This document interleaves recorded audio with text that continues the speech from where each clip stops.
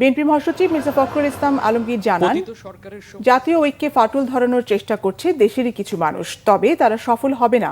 কোনো হঠকারিতা নয়, বাংলাদেশকে নতুন করে নির্মাণের স্বপ্ন বাস্তবায়নে ধৈর্য ধরার পরামর্শ দেন তিনি। নির্বাচন হলে সংকটগুলো দূর হয়ে যাবে বলেও জানান বিএনপি মহাসচিব। রিপোর্ট করছেন সিকান্দার রেমান।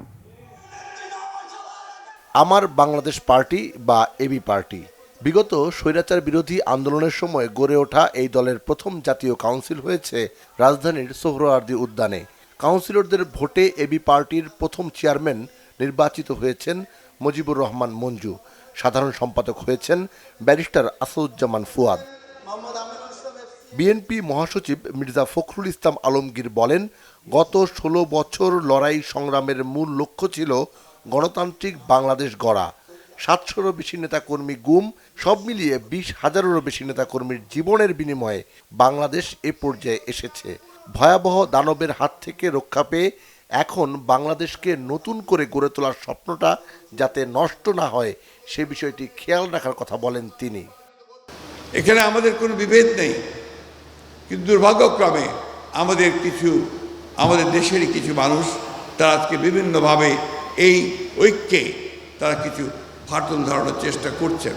আমি জানি সেই চেষ্টা সফল হবে না।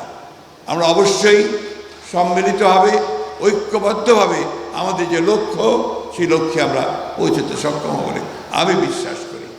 বাংলাদেশকে নতুন করে নির্মাণের স্বপ্ন বাস্তবায়ন করতে ধৈর্য ধরার কথা বলেন বিএনপি মহাসচিব। রাষ্ট্রের সংকট দূর করতে কোনো হঠকারী সিদ্ধান্ত না নেয়ার কথা বলেন তিনি। নির্বাচনটা কেন দ্রুত চাই? এই কারণে দ্রুত চাই যে নির্বাচনটা হলে আমাদের যে শক্তি সেই শক্তি আরো বাড়বে, যে সরকার থাকবে, পার্লামেন্ট থাকবে, সেটা অনেক বেশি শক্তিশালী হবে। আর যে সংকটগুলো সৃষ্টি হয়েছে সেই সংকটগুলো দূর হয়ে যাবে।